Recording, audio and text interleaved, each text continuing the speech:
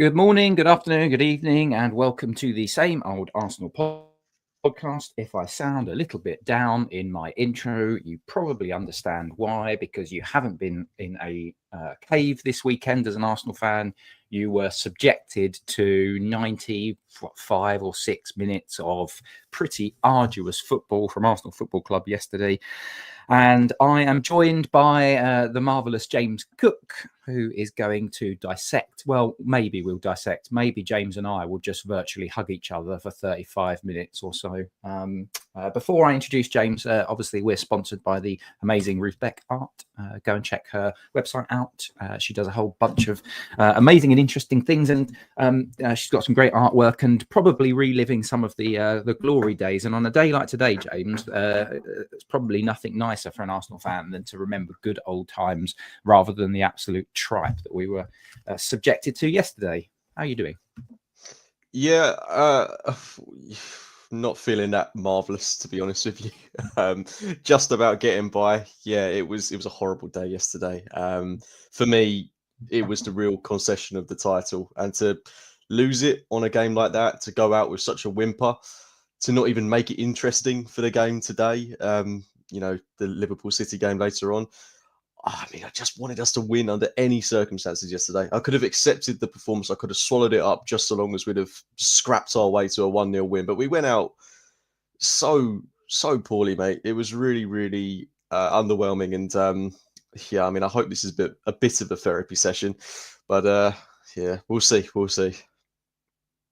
Well, Andy's just put it in the chat. Let's just kick this off because you and I were just talking about this just beforehand. And I think there's a bit of, I've heard the phrase toxic positivity quite a bit. And some people say, oh, you always support the team and never give up on the team and it's not over till it's over. And I think you're with me. Like, I get that, right? I do understand that. I will always be, and I'm a season ticket. I spend a lot of money. I love Arsenal. I write about Arsenal every day. I come on this podcast. I talk about it in WhatsApps. Like, it immerses every part of my life. That will never change for me personally. But I do feel a little bit like Andy. Like, Andy said, for those of you that are listening on podcast, want to fast forward the summer now. No motivation when we know how the season will end. Now, a lot of people will jump on that, and I even debated saying on the pod, and I was talking to you about this, and I even said I might not say this when we go live. I kind of feel like I'm done with this season, and the reason I was going to say, the reason why I said I'm not going to say that is because the first thing I thought is that I'm just going to get accused of being toxic, about not being in it for the long haul, about being a plastic fan, about, oh, you're only there for the good times. And I feel like saying to people that would say that to me, I was there when we lost 3-0 to Man City and the stadium was half full. And I got a mate to take a joking picture of me lying down on the 4 seats where my season ticket is, because there was no one else around. It was cold, it was wet, it was rubbish, but I was there. So I don't like people just labeling just because you have these feelings, as I do at the moment, which is it's done. And I think I want to bring you in, because otherwise I'll turn into a monologue, because I want to talk about when I felt the season was done as well. But I don't like this idea that people can't just be feeling like that. You feel how you want to feel. You absorb games as you want to absorb games. And if you feel like, it's done, you shouldn't be accused of negativity and not supporting the team. Because I think you and I are both the same. We both support the team, and we will do. And we will. I'm not going to stop going to football matches. I'm going to go there. I'm going to cheer us on. I'm going to lose my voice. That doesn't mean that I don't get to say it's done and I kind of want to fast forward the season. So I'll stop there and give you a minute to compose your thoughts.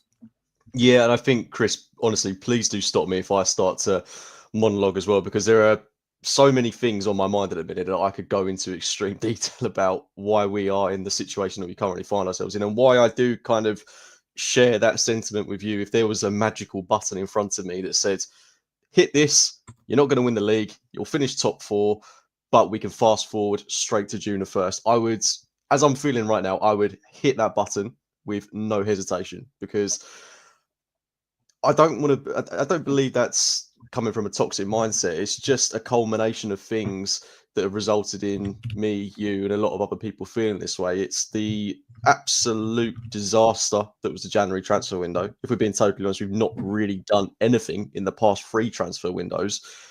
So that's played a massive part in how I'm feeling. And then you look forward to the games we've got coming up. The fact that we've got our 4 first-choice attackers missing, that plays a massive part into it. We've got 3 players that are essentially done for the entire season. And these are 3 players that might not even be back. Well, we know 2 of them, Tommy Asu and Gabriel Jesus, definitely won't be back for the start of next season. And then we don't know if Kai Havertz is going to be back as well. And touching on Kai Havertz, even when we do eventually get Saka and Martinelli back, which a lot of people are holding out hope for, that suddenly when they come back, it's going to be okay again.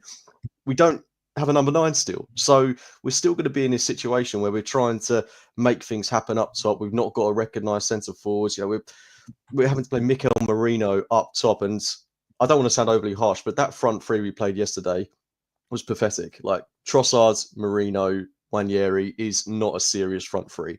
And we're in that situation because we've got all these injuries and because we've not invested in the summer and in January as well, of course. But we shouldn't be in that situation. Like it's just a catalogue of errors that have resulted in us being this way. So yeah, it's really upsetting. And let's look at the best case scenario, Chris. Let's say Liverpool lose today, right? The gap is 8 points. We win our game in hand against Forest. It goes down to 5 points. And then you're saying, okay, well, from that point on, maybe we can do it. But I still believe Liverpool could lose 4-5 games this season, but we're still going to drop points. So that's why I feel like it's done. That's why I feel like we can't get anything from this season in terms of winning the league. Because no matter how many points Liverpool drop, we're going to drop just as many, if not more. And for me, the best culmination of this season, be the best of the rest, finish second, do what you can in the Champions League. Do I honestly believe we can win that? I mean, I try to be as optimistic as I possibly can be, but no, I don't think we'll win the Champions League. So we're looking at another season, no domestic trophy. We're out the FA Cup at the first hurdle. We essentially didn't turn up for the semi-final of the League Cup. Yeah, I mean, it's another season where we're probably going to get Champions League football, but we've got nothing to show for it at the end. And that's what I think hurts the most. I could accept this if we were still in the FA Cup. That I don't care if that's how people... If people think that's a silly way to look at it, whatever. But for me, if we had all these injuries and we got top 4 and we won the FA Cup, I'd be like, given the circumstances, that's not a bad season whatsoever. But it's the fact that we're out of everything else that is really upsetting. And getting past PSV isn't even a gimme. Like if we play like we did yesterday against PSV, we're not winning that game. Sorry to say it, but they will turn us over at their place. Yeah. I'm going to call up another quote from John G. He said, the injuries have ended our season, even though the Odegaard one has been very up and down, his form since. I'm going to posit something to you, Mr. Cook. I think our season, in terms of challenging for the title, ended without us even kicking a ball. I think it ended when Kai Havertz went down injured. We just didn't know it. That's the only difference. So Martinelli going down, and then Kai Havertz going down, to me, that's probably where the title realistically ended. The title chances ended. And we saw last weekend, we got this kind of adrenaline shot of Merino for a couple of, for 10 minutes. And we all said to each other, it was almost like convincing yourselves, he could do it. He could do a job. He's a central midfielder. I mean, come on. This is elite football. This is the best of the best. This is players who have played in certain positions for years and years and years, like working to build themselves up to this point in their career. And then you're suddenly telling a guy who's never played in that position, I'll go and play there at elite football and be something that you just aren't. And it was kind of fooling ourselves against, let's face it, one of the worst teams and defences in the Premier League last weekend against Leicester. And it was a shot of adrenaline. And this weekend, the chickens came home to roost, because what ended up happening was West Ham said, we're just gonna low block you, because we've got people that watch your games. We've got analysts. We can see that you're going to struggle against Premier League, half decent Premier League defenses. West Ham aren't even a half decent Premier League defense, by the way. They're not that great. But they knew that we aren't going to we aren't going to cause them too many problems with the paucity of options that we've got. So to me, our season, well, I thought it was done. I said it was done after we drew to Villa. But deep down, you know, do you have the same thing? Deep down, I'm almost outwardly projecting, but internally, I was internalizing a thought that, well, yeah, but if especially after Villa drew with Liverpool, I was like, yeah, but what if this could happen, that could happen, this could happen. But deep down, I knew you can't play Marino up top. You can't have a 17-year-old right wing and expect him to play like he did against Leicester every week. It's not going to happen. And then an absolute busted flush in Raheem Sterling as one of our options, and hoping that Trossard just turns his form into like this golden sort of patch, this purple patch. It's not going to happen. What was the point in which you were like, or was it yesterday in which like the last little dreg of hope just evaporated? Did you have any yesterday? Or? Yeah, I did, to be fair. And I mean, like, look, I yo-yo massively. And that's the nature of football, right? Some days you're going to be like, no, it's done. There's no way we're winning this title. And I felt like that when we drew 0-0 at home to Everton. Because I was just like, where are the goals coming from? I just don't see us scoring. And that's when I really started to think, I don't think we're up to much this season. But then obviously Liverpool dropped points. We got some really good wins under our belt. And I thought, you know, the start of January, we were looking pretty good. Obviously, we've had that win against City. Liverpool, wobbled against Everton. They didn't look convincing in their win against Wolves. They wobbled again against Aston Villa. They lost away at PSV. They got knocked out the cup by Plymouth. I mean, there's a real argument to be said that they are going through their blip right now, and we're not there to take advantage of it. But the real reason we're not in this title challenge is because we don't have enough options up front, and that comes down to the absolute incompetency that was the January transfer window. I don't know how Arsenal, Arteta, the higher ups, whoever made this call, whether it was an individual or a collective, let's assume it was a collective, went into that window and said, okay, we've lost Bukayo Saka. We needed a forward before that even happened because Sterling just he's not up to standards. So we need to bring in another forward option. Saka gets injured. Okay, now we definitely need to bring someone in. Early on in the window, Gabriel Jesus out for the season. So now you've lost two of an already pretty threadbare attack. January transfer window ends. We've signed nobody. You literally immediately lose your one centre forward option and Gabriel Martinelli. You get exactly what you deserve for the incompetency of what happened during that window. And I don't know if it's because they're so adamant that it has to be a certain profile of player, which I find exceedingly frustrating in itself because no player is perfect. You know, Ødegaard when he came to us was not perfect. Gabriel when he came to us was not perfect. Saliba even has moments where you're kind of like, oh, that's a little bit scary. It takes time to perfect players to get them into the kind of crown jewels that we see at the moment. And I look at players like Asensio, who got 2 assists, 2 goals yesterday. I was just going to say him. Yeah. Go on, carry on, mate. But I was just going to say, I'm looking at Asensio at the moment. You've got Asensio, scored 2 goals. You've got Kolo Muani, who I think has scored 5 in 4 for Juventus. And you cannot convince me that these two guys, these two in particular, would not have been better options than Mikel Merino or an out-of-form Trossard or even a 17-year-old that's going to blow hot and cold. As much as I love Ranieri, he is going to have games where he's not, you know, at that elite level that we want to see from him week in, week out. You cannot convince me that. I look at those guys and on risk-free loan deals as well. It's not like there's an obligation to buy, even an option to buy. We could have had these guys on risk-free loan deals on, I assume, decent enough wages, unless they're being paid $500,000 a week, which I doubt they are. We could have done that until the end of the season, and we would have had 2 options there. And if you're really scraping at the bottom of the barrel, Marcus Rashford, who I sound like a massive hypocrite because I did not want him, but he doesn't quite look like a player revived at Villa, but he got 2 assists yesterday. So there is something happening there. He's starting to look a little bit better. And then you've got Matthias Tell at Spurs. Again, I don't think, he's up to much at the minute, but he's another option. And then even, again, at Villa, Donyell Marlon. This is what I really admire about Villa is that they were like, okay, we've lost John Duran. We're not going to just replace him with one player. We're going to get 3. Asensio, Rashford, Donyell Marlon. It's just beggars belief that, we're in a much better position than Villa. Make no mistakes about that. But it's that they recognised they had a problem by losing John Duran, and they immediately addressed it. Whereas we have multiple problems, and I'm not saying we've ignored it, because I don't want to believe that the club was sitting there, having afternoon tea every day of the January transfer window. I wouldn't put it past us. But they had to do something. There's no excuse for not doing anything, given the dire situation we're in. So that's where it was lost for me, Chris. As soon as that window shut, as soon as the Havertz injury came, it was done. Yeah, I want to move. I just want to pick you up on a couple of bits. I think, but I agree with the sentiment. I think the Marcus Rashford deal is never going to happen because we couldn't sign another player. And probably the counter argument to that is, we'll bin Raheem Sterling off. I just don't think the club would do that. I think the club wanted to keep him around.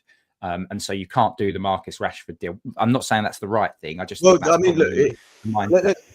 in isolation, if we really wanted to do that deal, if the club had identified Rashford as the guy, there were solutions. We could have gone to Bournemouth and said, okay, we'll offer you a couple of million quid for Neto. Let's make that a permanent deal. And then suddenly you've got another loan spot available in the Premier League. So if the club wanted to do it, there was a workaround. Yeah, I mean, again, I counter that by probably saying I don't think the club wants to keep Neto. I think that was a last-minute shit. Who's available, and so therefore, the last thing you want to do is pay £2 million to give this guy a 2-year contract, because they're sending him straight back to Bournemouth come the end of the season, and they'll look for a new goalkeeper because of the whole Ramsdale situation. So I don't think that was a possibility. The other thing about the Marlon stuff is that was a signing, and I don't think we want to be spending £20 million on Daniel Marlon, because I just don't really think that would be a solution. I do agree with you on the Asensio one, though. I'm looking at that and thinking, as a guy that can play right wing, he can play attacking midfield, he can play centre forward. He's on a loan with no obligation. Like, it doesn't really make sense to me why you wouldn't do that. And maybe someone might counter and say, well, Villa could offer him more game time than we could, because at the time we had Havertz and we've got Waneri and we've got other players in that position. My counter argument to that was, well, Villa can't offer him as much game time. They've got Rashford, they've got Marlon, they've got Bailey, they've got Ollie Watkins. So they've got more strikers before you even look at Asensio. Jacob Ramsey as well, mate. Yeah, Jacob Ramsey. So they're in a similar position that they could not have guaranteed Asensio minutes more than we could have guaranteed in minutes, and yet we decided to pass on that. I don't really get that one, but we should probably move on from no, Chris, I can't move on from it just because it makes me so angry when I look at teams like Aston Villa, who have got just a plethora of options. And I honestly feel like if you swapped our current attacking options with all of Aston Villa's, you can make arguments, whatever, about whether ours are better or worse than theirs. I honestly think all of Villa's attackers, given what we've currently got, apart from Waneri, I think they're better. And I'm taking, Saka, Havertz, Martinelli out of the equation because they're all injured. Yeah. Let's say you took Villa's attackers, put them in Arsenal shirts. I would love to know what sort of tune Mikel Arteta would get out of, say, a Morgan Rogers, who I think is impeccable, a Jacob Ramsey, who also is a very good player. But then we're not even touching on players like Asensio, Watkins. It infuriates me, mate. And then you even look at West Ham's options yesterday, right? Kudus and Bowen. They are better. Kudus was good. Two of the options than we had up top yesterday. Marino isn't a forward, right? It was fun for 20 minutes against Leicester. It's not a serious option. I think we made a mistake even starting him yesterday. And then you've got Trossard, who has some good games, but then he's also prone to disastrous games because he was awful yesterday. If we're being totally honest about it, I just don't think our attack, in the honest truth, is as good as a lot of teams, even in the bottom half of the table. That's just how it feels at the minute. Yeah, it's really, really depressing. And when you then start to look through some of the talking points from yesterday's game, do you know what, mate? I might just minute or two monologue about a few of the things that I want to pick out, and then you can pick out a few, and then we just say, well, that's it. Really. I genuinely, I'm at the point where I don't really want to spend ages talking about the game yesterday, even though I realise this is a post-match reaction. What is there to say, Chris? We could talk about yesterday's game. Well, I've got a few, and none of them are positive. Number one, the first half, the lethargy and the slowing down of our movement, like the possession-based football where we just go at walking pace in the first half, drives me absolutely mad. Like, we've had a week off. These players have had a week off. Like, get some energy. we've been doing this a while this season. I don't know if this is a tactical thing from Arteta to say, slow it down, draw them out. But we play at a walking pace at times, and it drives me insane. The passing as well. In the first 15 minutes, I noticed Ødegaard misplace a pass. Wanyeri misplace a pass. He's 17. He gets a pass. He gets a buy on that. Saliba do the same. David Raya kicking the ball long just to nowhere, just straight balls, just going out to Areola to pick it up. Like the passing was off. And I wrote it in the blog this morning. In my head, after 15 minutes, I was thinking, this feels odd. This doesn't feel like we're on it today. We're not. Normally, you get games, don't you, where there are a couple of chances earlier on, and you're like, come on, we can do this. But there was nothing. A lad in block 5 turned to me after 40 minutes and said, do you realise there's not been a single replay shown on the big screen monitor? And what they do, if you haven't, I mean, I'm sure lots of people in the chat have been to the games before. What they do is every time a big chance is created, you turn around and you look up on the big screens to have a look at that chance. But all we did is create half chances, and the half chances were so porous that they didn't even bother showing replays of them.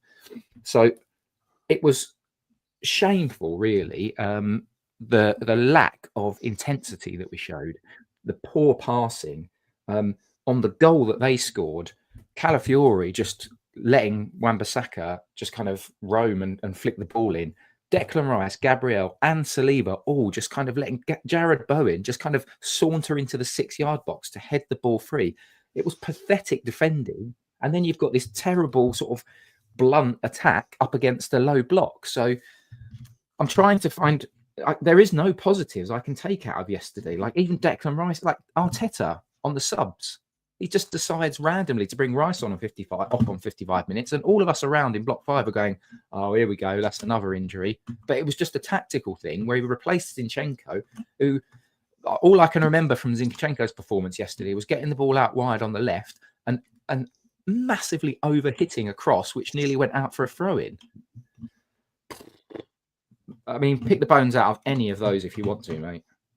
I mean, I really don't want to relive yesterday, to be honest with you, because it's the sort of performance we've seen.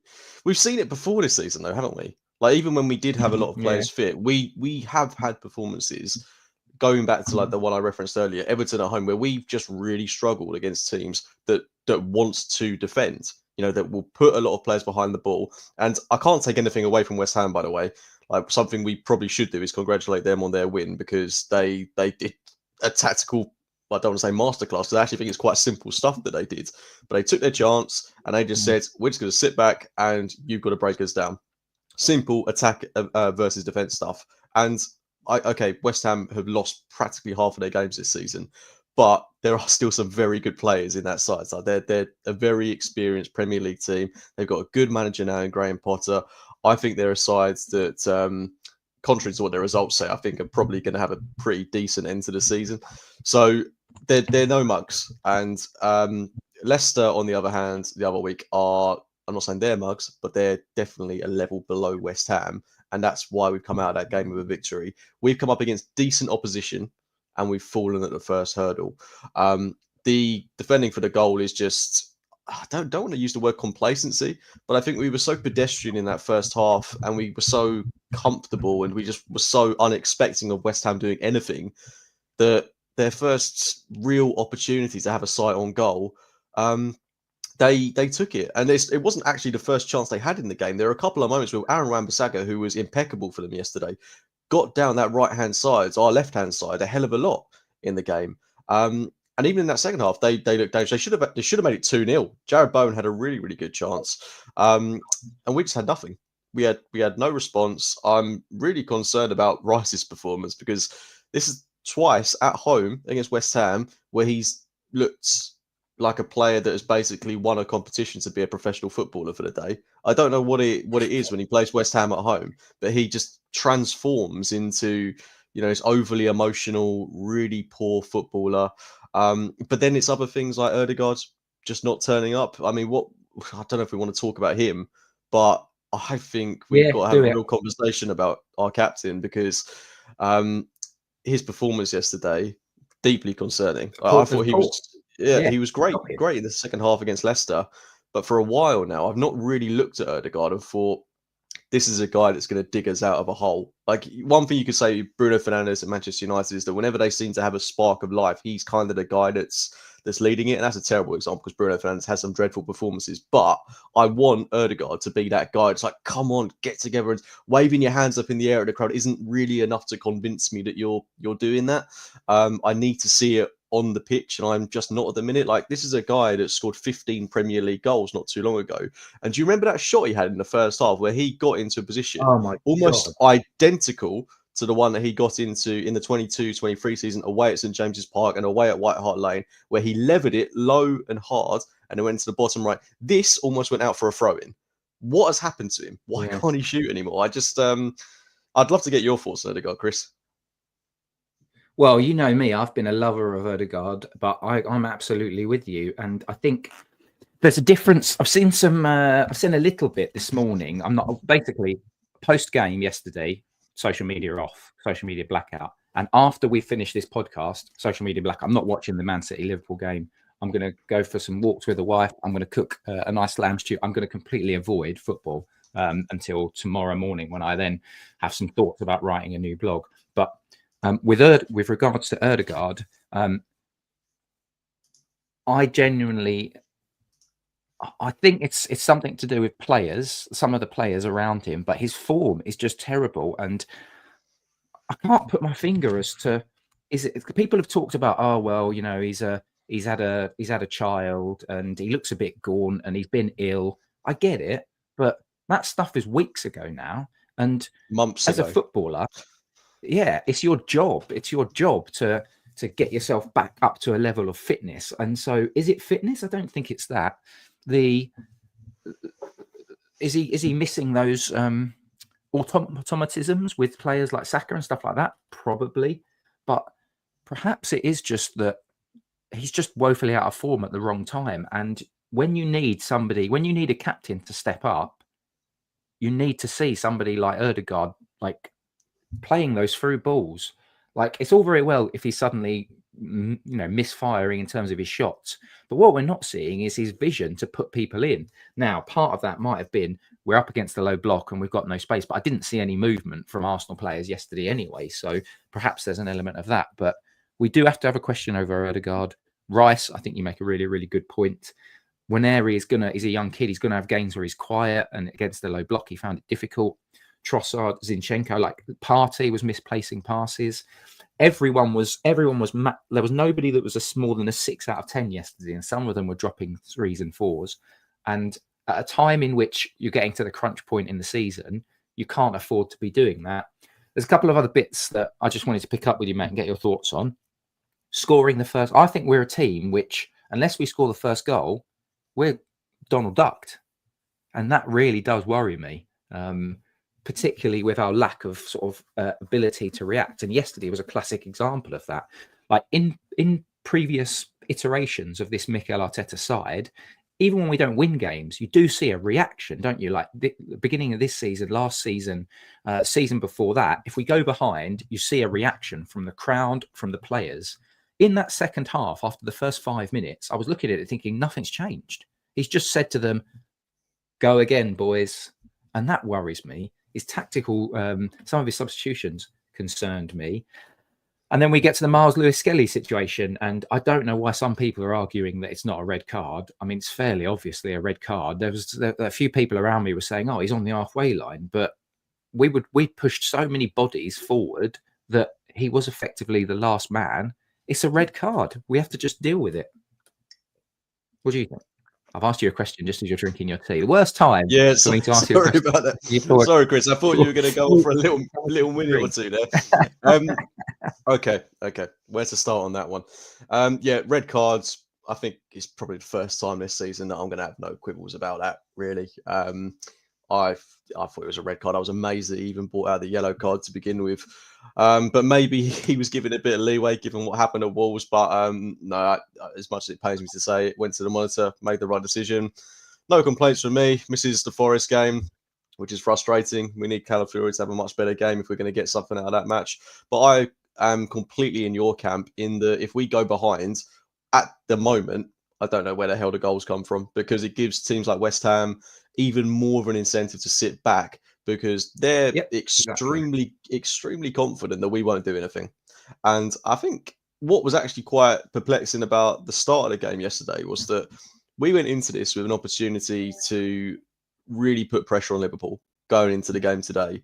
They've just dropped points in midweek. We win today. There's 5 points in it, and 5 points with 12 games left. Like, there's there's a lot to be said that that's quite not easy, but it's a much easier deficit to overturn than 9 points, what it was not too long ago. So I don't understand why the atmosphere was so bad yesterday. I don't know if you felt it, Chris, but I thought from minute one it was really, really, really flat.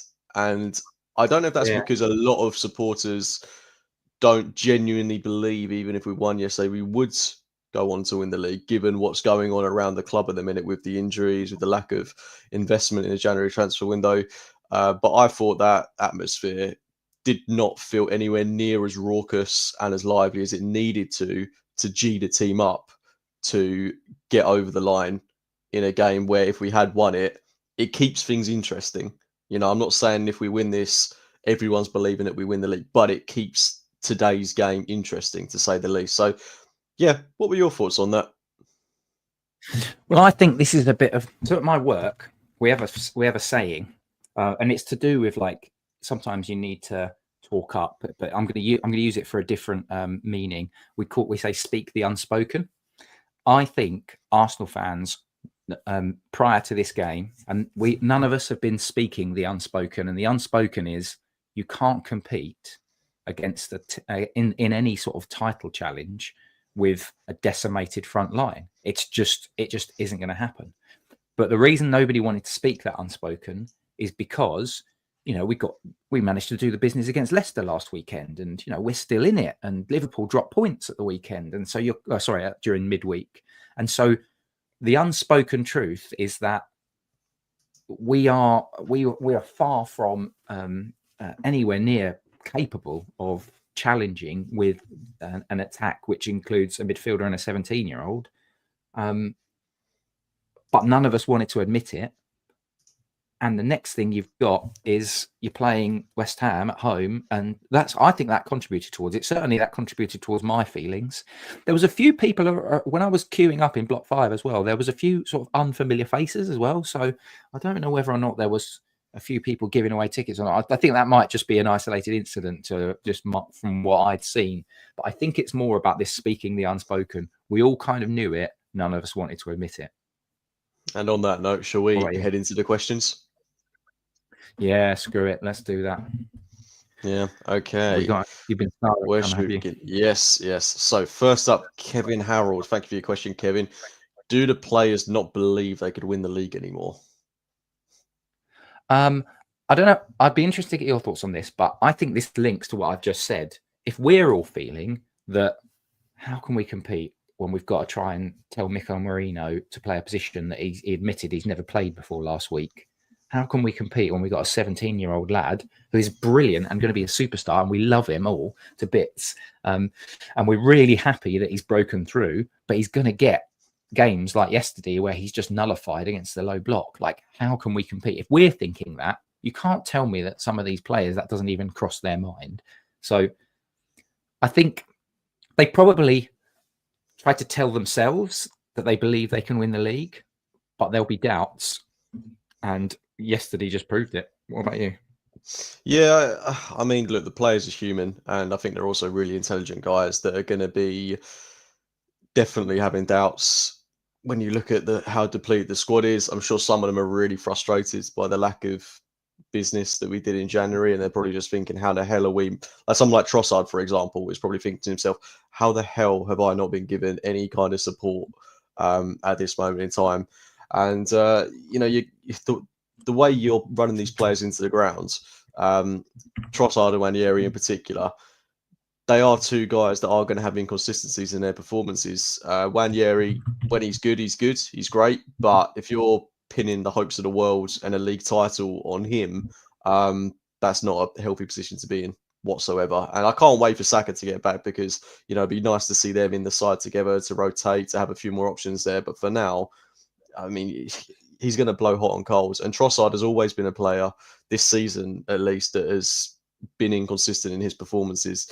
So I fully believe that these players are looking around and being like, look, we've just got to find a way to get results. Forget the title for a minute. Let's just start winning, because if we don't, we're going to get dragged into a Champions League battle, which you don't want to believe will happen. But Chelsea, United, Forest in midweek, these aren't easy games. These are really, really tough games.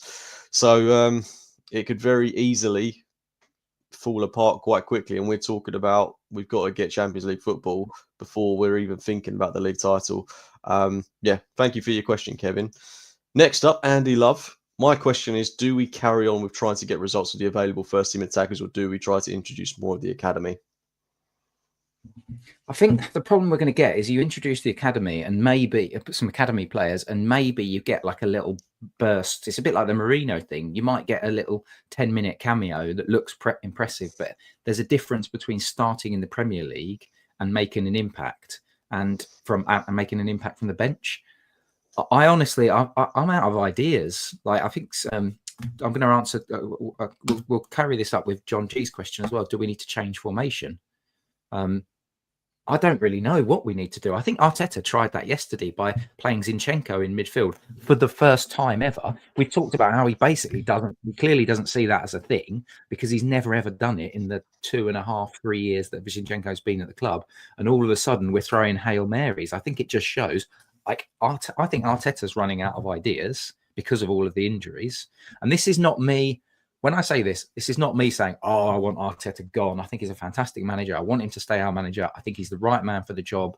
I think if we had our available more, even just half of the injured players available, we'd be in a much better position and be challenging. So I've got no issues with Arteta, but he's a human being. He makes mistakes. And nobody is immune to criticism. And so for me, Arteta is throwing Hail Marys because I think he's running out of ideas. So if he's running out of ideas, what does changing the formation do? What does chucking academy players on do? What do you think? Well, I mean, I know the substitutions yesterday seemed bizarre, but I don't really blame him for them, because, like you say, he's trying things because he is running out of ideas. And can you really blame him? Like, this is a really unique position for a coach to be in that you're missing literally all of your first choice attackers. What other club does that happen to? Like, I can't think of a team that has had that kind of injury crisis where all of your 4 attackers are out with long-term injuries.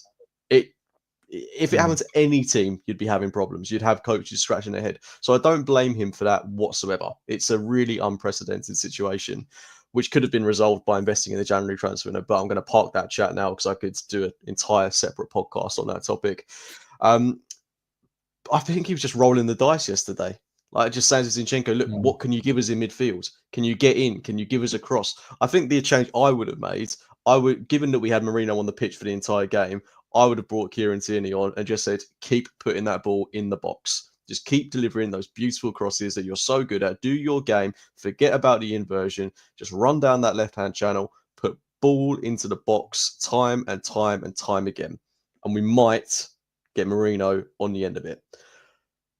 That's the only difference I could have seen.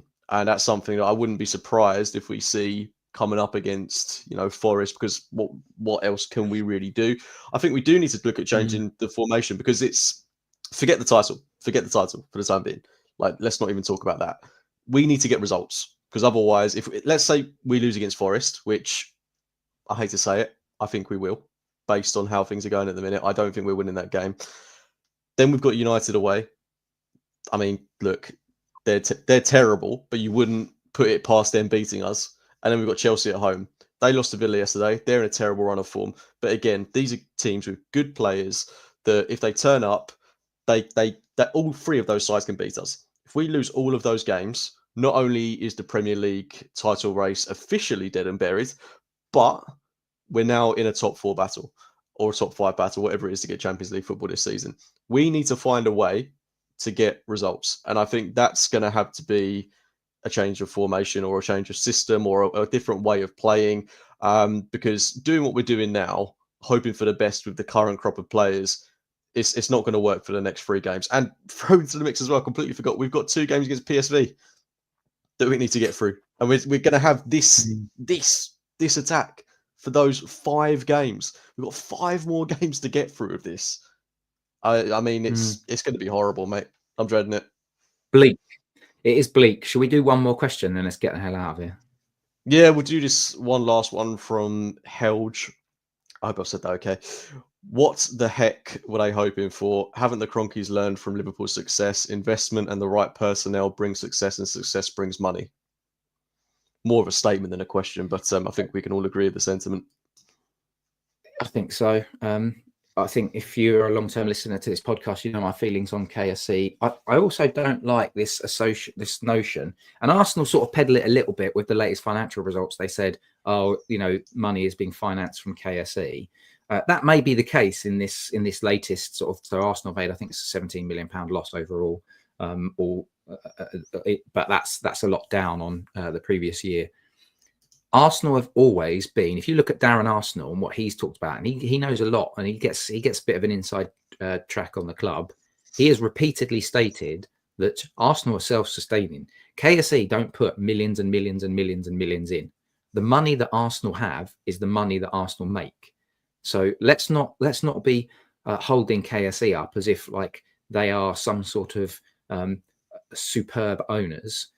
They have touched on a little bit of fortune with the hiring of Arteta, and they have backed him in times, yep, but they haven't gone into their pockets and said £100 million for Declan Rice. They might have underwritten it, but that was paid for by Arsenal in installments using Arsenal's money. It's not KSE every transfer window dipping into their pockets. So let's not suggest that it's all KSE that have been, you know, all sweet and light with us over the last 5 years or however many years since they've come in. Arsenal have been sustainable to a point, and they have underwritten parts of it, but it's not all KSE. And I think then we need to continue to ask questions of them. Yeah, I completely agree. I think things have gotten better since Stan kind of gave the keys to Josh. I think it feels like he's a lot more involved, but I just can't excuse the January transfer window, mate. Like whether it was the Cronkies, Jason Ato, whatever went wrong there it is detrimental to our season, because we had an opportunity where if we'd invested, whether it be in Asensio, Kolo Muani, or both, there were opportunities there. You can't tell me that there weren't, and they're better than the players that we've got now. They banked on Havertz and Martinelli, and there being no other injuries, which was a big gamble to take even before the start of the season. But the fact we're doing it now, when we already knew we had Saka and Jesus on long-term injuries, is inexcusable. So I don't think it's just the Cronkies. I think it's an Arsenal hierarchy thing that have led us to the position that we're in now. It's inexcusable. Like we know how long we've needed an attacker for, mate. Like how many years are we going back? Was it two years ago where we went for Mudryk? Like we've wanted a proper long-term winger for ages. It was Rafinha, it was Mudryk. There's been all this talk of Arsenal exploring a deal for Nico Williams, but nothing's happened. So we know it's an issue. The club know it's an issue, but we've just not done anything about it. And I hate the fact that we're waiting for this perfect player in every position all of the time. I get it. You want to get it right. Sometimes you're not. That's the nature of transfers, unfortunately. But you have to do something. And to not do anything when there's so much on the line in a season where Liverpool, you know, are romping home to the title. They like I say, they could lose games and still win this league comfortably at this point. Where City have fallen away. I think that's why we're all so frustrated, is that this feels like an enormous opportunity that we've missed. And these opportunities are few and far between. Is this going to happen again next season?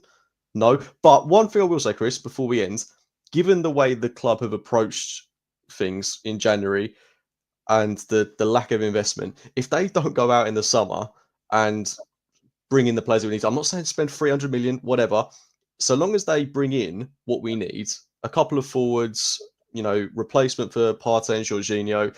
Do we need any additions across the defence? Well, let's wait and see who leaves. But so long as they're reactive and bring in everyone we need, there's no excuse to not win the league next year. Absolutely no excuse whatsoever. Yeah.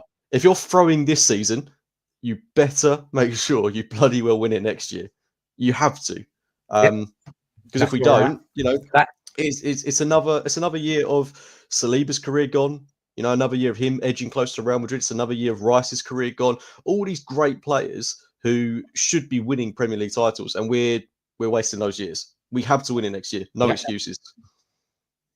No excuses. And on that super positive note, let's end today's show. Thank you very much for joining us. We've just got just about 360 of you in the chat. If this has been cathartic, then I hope you can enjoy the rest of your Sunday. If it hasn't been cathartic, I don't know about you, James, but I don't really feel any better than when we started. No. If anything, I feel worse, Chris. But it's always nice. Yeah, it's always nice to talk to you. I am going to spend my day not paying any attention to football. That would be my recommendation to you, wonderful listeners and people in the chat. I hate to be those people that say it's only a game, but I think we need to get out it's only a game specs on today. James, thank you very much for joining us. Yeah, you're very welcome, Chris. And look, to echo what you're saying, just try and get football off your mind. Spend your Sunday doing other goodly things. I'm spending my Sunday right after this podcast going to the dump, which I think is kind of fitting given how things have gone over the past couple of days. So that's something to look in the bin. In the bin. Yeah, might throw myself on the tip whilst I'm there, but we'll see how I feel when I get there. All right. Well, guys, enjoy the rest of your Sunday if you can. And remember, keep it Arsenal, the same old Arsenal. Two lads checking out. See you later.